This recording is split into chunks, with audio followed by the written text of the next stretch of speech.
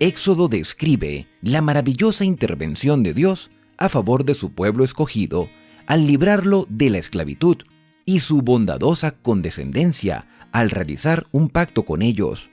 El tema que atraviesa todo el libro como un hilo de oro es el propósito de mostrar que ni la repetida infidelidad del pueblo escogido ni la oposición de la mayor nación de la tierra podrían desbaratar el plan de Dios para su pueblo.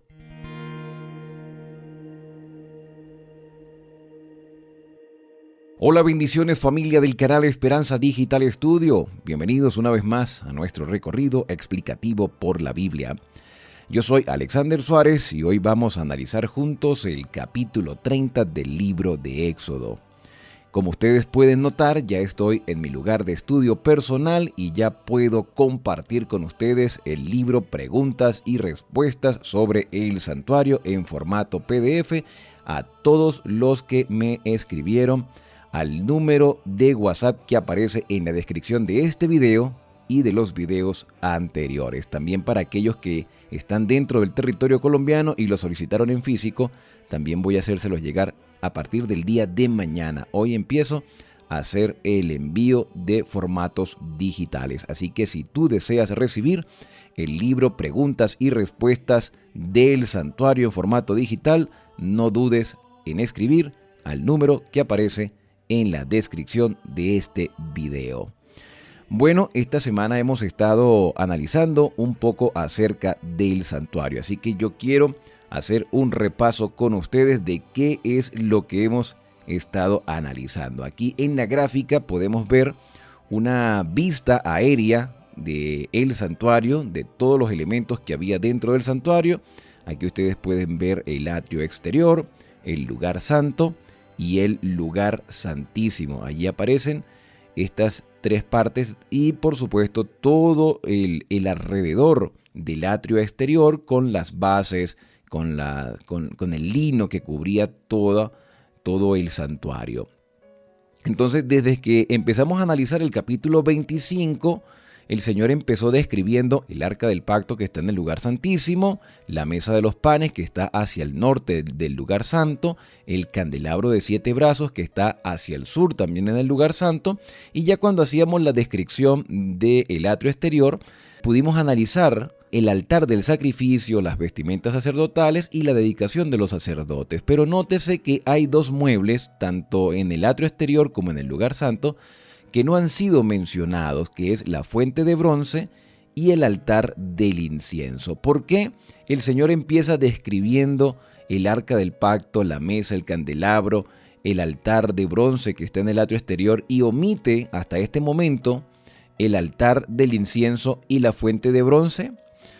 Por la meditación que he estado haciendo del santuario, pude notar que estos primeros muebles que Dios describe, que aunque no son los primeros que se ven al entrar al santuario, muestran la obra de Dios en nuestro favor. Por ejemplo, en el altar del sacrificio se ofrecían los corderos y ese cordero representa a Cristo. Por lo tanto, aquí está prefigurada la cruz de Cristo en el altar del sacrificio, el altar de bronce. En la mesa de los panes, en el candelabro y en el arca del pacto, podemos ver nosotros la obra de juicio que Dios hace en favor de su pueblo. En el altar del sacrificio vemos la paga del pecado y en el lugar santo vemos la obra que el Señor hace para acercarnos a la presencia del Padre en el lugar santísimo. Por lo tanto, estos muebles muestran el ministerio sacerdotal y sumo sacerdotal de Cristo. Después de ser un sacrificio, ahora funge como un sacerdote y un sumo sacerdote. En cambio, también podemos ver que en la fuente de bronce y en el altar del incienso se muestra más la obra de nosotros como seres humanos. Y tú te preguntarás, ¿los seres humanos tenemos parte en el plan de salvación? Claro que sí. Nosotros podemos aceptar el sacrificio de Cristo, pero si no entregamos nuestra vida a Él en las aguas del bautismo, entonces sencillamente no hemos hecho nuestra parte dentro del plan de salvación. Dios ha hecho su parte y nosotros debemos hacer la nuestra. Debemos aceptar lo que Cristo hizo y lo aceptamos entregando nuestra vida a Él en las aguas del bautismo. Por lo tanto, tenemos nuestra parte en el atrio exterior. También tenemos nuestra parte en el lugar santo.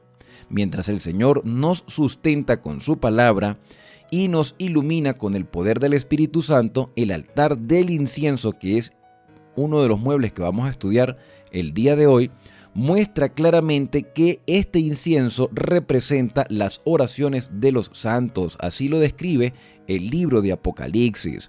Para nosotros llegar a la presencia del Padre, tenemos que tener una íntima comunión con Él a través de la oración, y nuestras oraciones, que son mediadas por Cristo Jesús, llegan como un olor fragante al Padre Celestial, al lugar santísimo, y solo así, a través de Cristo Jesús y nuestra relación con Él, es que podemos entrar a la presencia del Padre. Por lo tanto, la fuente de bronce y el altar del incienso muestra nuestra relación con el Señor, nuestra aceptación de su plan de salvación. Y bueno, vamos a abrir nuestras Biblias en el libro de Éxodo, en el capítulo número 30, y vamos a empezar entonces a leer los textos que aparecen a partir del versículo 1. Dice entonces el primer versículo: harás asimismo. Recuerden que Moisés está en el monte Sinaí, duró 40 días en el monte Sinaí, Dios le está dando la descripción de todos los muebles. Harás asimismo un altar para quemar incienso. El incienso representa las oraciones de los santos. Lo harás de madera de acacia. Será cuadrado, de 45 centímetros de largo, es decir, de un codo, y 45 centímetros de ancho y 90 centímetros de alto. Esto quiere decir que era un codo por 2 codos de altura. Sus cuernos serán hechos de la misma pieza. Lo recubrirás de oro puro, tanto su cubierta como sus paredes alrededor y sus cuernos. Le harás alrededor una moldura de oro. Le harás también 2 aros de oro debajo de su moldura, en sus 2 costados, en sus 2 lados, donde se colocarán las varas con que será transportado. Harás las varas también de madera de acacia y las recubrirás de oro. Nótese que este es el segundo mueble que tiene cuernos. Los cuernos, decíamos, es el poder.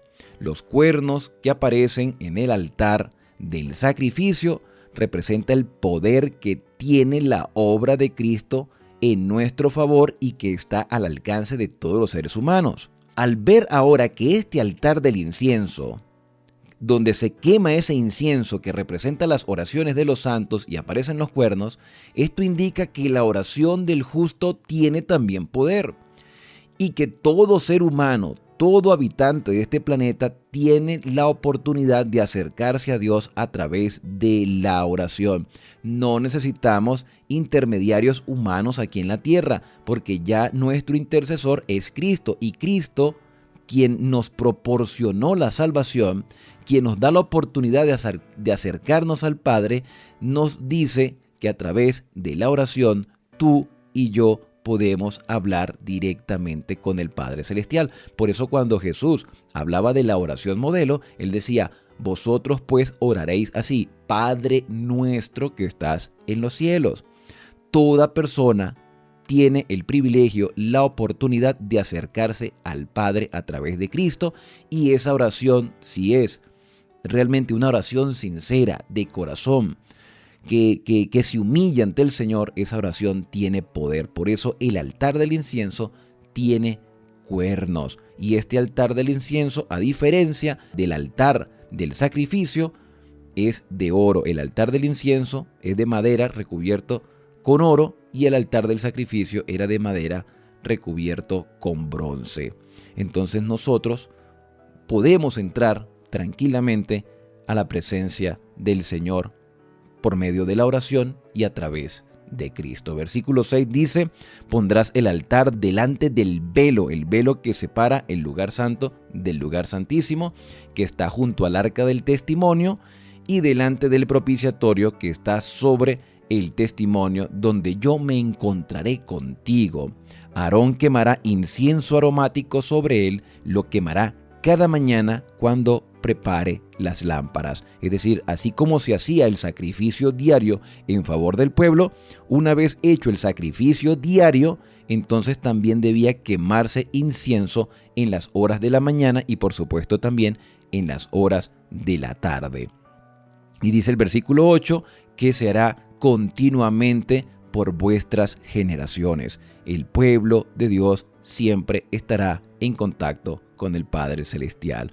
No ofrecerá sobre él incienso extraño, ni holocausto, ni ofrenda vegetal. Es lo que Dios estaba pidiendo, era incienso, no más nada. Más nada tenía que derramarse sobre ese altar. No iban a derramar ningún animal, no iban a hacer sacrificios encima de ese altar, no. Ni tampoco podía ser un incienso extraño, sino el que Dios había estipulado. Por lo tanto, esto nos indica que nosotros, al acercarnos a Dios, no podemos condicionar al Padre Celestial con nuestras oraciones. Nosotros no podemos exigirle nada a Él. No podemos simplemente hacer pedidos como que si fuera una lista de mercado. Nosotros tenemos que acercarnos con humildad al Señor, diciéndole a Él: hágase tu voluntad, como la oración modelo lo presentó. Padre nuestro que estás en los cielos, hágase tu voluntad, así en la tierra como en el cielo. Así como en el cielo se hace la voluntad del Señor, así también debe hacerse la voluntad del Señor en la tierra. Y nuestras oraciones deben expresar eso, que se haga la voluntad del Señor. No exigirle al Señor, sino que Él obre en nosotros. Él obre a través de su Espíritu Santo en favor nuestro. No ofrecerá sobre él entonces, sobre el altar, incienso extraño, dice el versículo 10, una vez al año se hará expiación sobre los cuernos del altar. ¿Qué significa esto? Que en el día del Yom Kippur, en el día de la expiación, todos los muebles, y en este caso, incluyendo el altar del incienso, debía ser expiado. Esto también nos muestra, esto nos indica que a pesar de que podemos acercarnos al Padre por medio de Cristo, nuestras oraciones tienden a ser imperfectas porque somos pecadores y necesitamos expiar nuestros pecados a través de Cristo Jesús. Por eso se expiaba el altar con sangre y eso se hacía una vez al año. Y dice aquí que esto sería sagrado al Señor. Ya a partir del versículo 11 vemos un tipo de ofrenda dentro del tabernáculo. El Señor habló a Moisés diciendo: cuando hagas el censo para obtener el número de los hijos de Israel según lo que sean contados de ellos, cada uno dará al Señor un rescate por persona. Habrá un rescate como un tipo de redención por las personas. Así no habrá mortandad entre ellos cuando hayan sido contados. Esto es una manifestación de que todo le pertenece al Señor, nada es nuestro. Entonces nosotros debemos devolver al Señor lo que le pertenece. Toda persona debe dar un rescate porque somos mayordomos. Esto dará todo aquel que sea contado. La mitad de la moneda del santuario, esta moneda tiene 10 gramos de plata. 5 gramos de plata será la ofrenda alzada para el Señor. Este dinero también iba a servir para el sustento de los sacerdotes y por supuesto el mantenimiento del santuario. O sea, Dios utilizaba este recurso, ¿no? Dios no necesita dinero, como no necesita dinero actual de cada uno de nosotros. O sea, cuando tú devuelves al Señor parte del dinero que le pertenece a Él todo, porque le pertenece a Él todo, entonces nosotros devolvemos el diezmo o damos la ofrenda, lo hacemos para el sostenimiento de su obra, de su iglesia aquí en la tierra, de aquellas personas que se dedican verdaderamente a la predicación del Evangelio. Entonces, todo le pertenece al Señor. En el santuario no era diferente. Ese santuario necesitaba tener un tipo de mantenimiento, los sacerdotes tenían que tener un tipo de sustento también, entonces el pueblo aportaba esos recursos y se daba como una ofrenda de rescate, de agradecimiento y de demostración de que el Señor era dueño de todo. Versículo 14, cada uno que sea contado de 20 años para arriba dará esta ofrenda alzada para el Señor. Al entregar la ofrenda alzada para el Señor a fin de hacer expiación por sus personas, el rico no dará más ni el pobre dará menos de 5 gramos de plata. O sea, aquí hay igualdad para todos. La exigencia es la misma para todos, los privilegios son los mismos para todos, las oportunidades son las mismas, indiferentemente de que haya ricos o pobres. Todos tienen el mismo deber, todos tienen la misma responsabilidad, todos tienen los mismos privilegios. Todos somos iguales a la vista de Dios. Ello, dice la parte final del versículo 16, tomarás de los hijos de Israel el dinero de las expiaciones y lo darás para el servicio del tabernáculo de reunión. Ello será para que los hijos de Israel se acuerden delante del Señor de hacer expiación por sus personas. Al terminar esta parte del capítulo 30, recuerden que hemos hablado del altar del incienso, ahora se habla de unas ofrendas, ahora entramos a la fuente de bronce, el lavacro, la fuente que está en el atrio exterior. Dice el versículo 17, el Señor también habló a Moisés diciendo, también harás una fuente de bronce para lavarse con sus bases, también de bronce la pondrás entre el tabernáculo de reunión y el altar, y pondrás en ella agua. Aarón y sus hijos se lavarán en ella las manos y los pies. Esto quiere decir que cuando una persona, y en este caso los sacerdotes, se disponían a ministrar sus obras, sus acciones, su caminar, iba de acuerdo a lo que Dios había establecido. Había que lavarse, había que purificarse, había que limpiarse. Y vuelvo a repetir, cuando tú aceptas a Cristo como tu Salvador, tú debes manifestarlo en el agua del bautismo. Debes bautizarte. Y constantemente, cada vez que tenemos la oportunidad, por eso Dios estableció en la Cena del Señor el lavamiento de los pies como un símbolo de ese bautismo pequeño, de esa renovación, de ese pacto que hicimos en las aguas del bautismo. Entonces lo ratificamos con el lavamiento de los pies unos a otros, para que nuestro caminar continúe perseverando en fidelidad al Señor. El agua, el fuego y la sangre son elementos purificadores que Dios estableció para el santuario. La sangre expía, el aceite unge y santifica, y el agua limpia. Ahora vemos aquí la importancia del agua en la vida del creyente. El Señor Jesús dijo, el que no nace de agua y de espíritu no puede ver ni puede entrar al reino de Dios. Por eso los sacerdotes debían lavarse las manos y los pies constantemente al ministrar. Dice el versículo número 19, Aarón y sus hijos se lavarán las manos y los pies cuando entren en el tabernáculo de reunión, se lavarán con agua para que no mueran cuando se acerquen al altar para servir y presentar la ofrenda quemada al Señor. También se lavarán las manos y los pies para que no mueran. Esto será un estatuto perpetuo tanto para él como para sus descendientes a través de todas las generaciones. Y como hemos dicho en capítulos anteriores, nosotros somos actualmente sacerdotes y ministros del Señor. Somos real sacerdocio, nación santa, pueblo adquirido por Dios para anunciar las virtudes de aquel que nos sacó de las tinieblas a la luz admirable. Por lo tanto, tenemos el privilegio y la responsabilidad de todos los días renovar nuestra experiencia con el Señor, recibir el bautismo del Espíritu Santo todos los días. Y hablando de este bautismo del Espíritu Santo y de esta unción espiritual que debemos recibir constantemente en este proceso de santificación, el capítulo termina con algo llamado el aceite de la santa unción.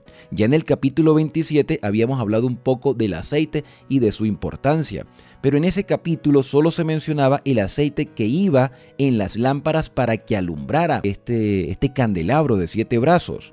Ahora vemos que el aceite debe tener otros elementos más para que se convierta en el aceite de la santa unción. Y veamos cuáles son esos elementos. El Señor también habló a Moisés diciendo, toma especias aromáticas de mirra granulada de primera, 5 kilos de canela aromática, la mitad, es decir, 2,5 kilos de cálamo aromático, 2,5 kilos de casia, 5 kilos de acuerdo a la moneda del santuario y 4 litros de aceite de oliva. Con esto prepararás el aceite de la santa unción. Es decir, que el aceite no solamente era de oliva, sino que tenía otros elementos como la mirra, como la casia, el cálamo, y eran medidas abundantes y específicas. Era la medida que el Señor había dado para preparar el aceite de la unción con el cual Aarón y sus hijos serían ordenados al ministerio sacerdotal. Con esto prepararás el aceite de la santa unción, será un ungüento combinado, obra de perfumista, el cual será aceite de la santa unción. Con él ungirás el tabernáculo de reunión, el arca del testimonio, la mesa con todos sus utensilios, el candelabro con todos sus utensilios, el altar del incienso, el altar del holocausto con todos los utensilios, la fuente con su base, así los consagrarás y serán cosas muy sagradas.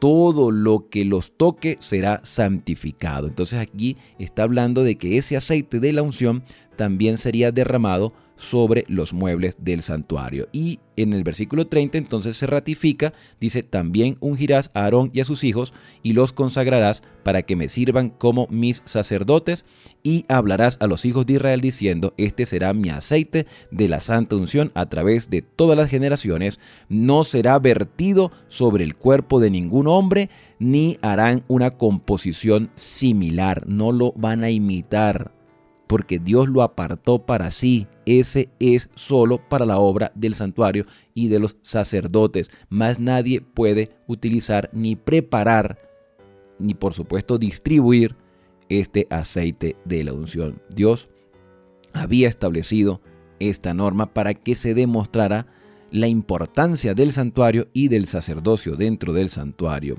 Versículo 33 dice: cualquiera que prepare un ungüento similar y cualquiera que ponga de él sobre una persona extraña al sacerdocio, será excluido del pueblo. Ya a partir del versículo 34 se habla del incienso aromático, ese incienso que se iba a quemar en el altar del incienso, ese incienso especial y único solo para representar las oraciones de los santos y que pudiese perfumar el santuario. Ahora, ¿por qué el santuario debía ser perfumado? Recordemos que constantemente al hacer sacrificios se iba a llevar parte de la sangre al velo que separa al lugar santo del lugar santísimo, y esas gotas de sangre se iban a rociar sobre el velo, y eso se debía hacer todos los días, 2 veces al día. Ahora ustedes imagínense la cantidad de sangre que se iba acumulando durante todo el año, 2 veces al día. Entonces eso iba a agarrar un mal olor, y por supuesto el incienso iba a perfumar ese lugar. El pecado destruye nuestra relación con Dios. El pecado sencillamente contamina el gobierno divino. El pecado ha hecho estragos en todo el universo, y esta tierra es una mancha dentro del universo de Dios. Por lo tanto, Dios nos ha expiado a través de la sangre de Cristo, nos ha purificado a través del Espíritu Santo, y nosotros tenemos acceso al Padre, aunque somos imperfectos, porque estamos en un proceso de santificación, y nuestras oraciones deben subir como un aroma grato. Cuando tú te acercas al Señor y te reconoces tu falta y lo haces a través de Cristo Jesús, entonces allí ese santuario empieza a ser purificado, de que realmente valió la pena el sacrificio de Cristo y la obra del Espíritu Santo. ¿Cómo era la preparación del incienso? Dice el versículo 34, el Señor dijo a Moisés: toma especias, estacte, uña aromática, galbano e incienso puro, de igual peso de cada cosa, haz con ello el incienso aromático de obra de perfumista, salado, puro y santo, molerás una parte de él muy fina y lo pondrás delante del testimonio en el tabernáculo de reunión, donde yo me encontraré contigo. Será para ustedes cosa muy sagrada, no se hará incienso de composición similar, igual que el aceite de la unción no podía imitarse. Te será cosa sagrada para el Señor. Cualquiera que haga una composición similar para olerla será excluido de su pueblo. ¿Qué quiere decir esto? Si el incienso representa las oraciones, por supuesto nuestras oraciones llegan al Padre a través de Cristo. Yo no necesito intermediarios humanos en esta tierra. Nadie puede tomar el lugar que Cristo tiene en nuestra vida. Nuestras oraciones llegan al Padre en el nombre de Cristo Jesús. Yo no necesito un sacerdote que me escuche mis faltas, mis pecados, mis delitos, mis confesiones. cuando yo puedo acercarme directamente al Padre en el nombre de Cristo. Esas oraciones imperfectas que nosotros pronunciamos, el Señor las acomoda para que lleguen como olor grato a la presencia del Padre, porque si algo tiene el Dios Todopoderoso es que Él entiende las intenciones de nuestro corazón. Él puede realmente traducir lo que hay dentro de nuestro ser. Por supuesto, el Espíritu Santo nos va ayudando a mejorar cada día. Y bueno, con esto hemos llegado al final de nuestro capítulo por el día de hoy.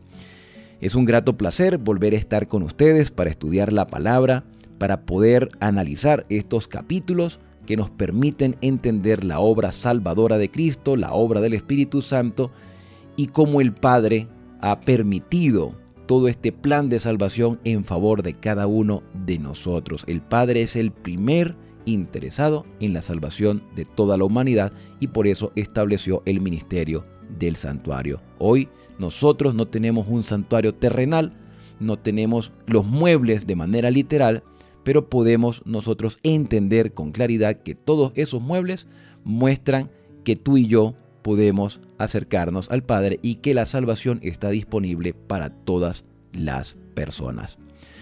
Quiero saludar a todos los que nos han escrito, todos los que han enviado sus mensajes a lo largo de la semana. Son muchos mensajes, son muchos comentarios.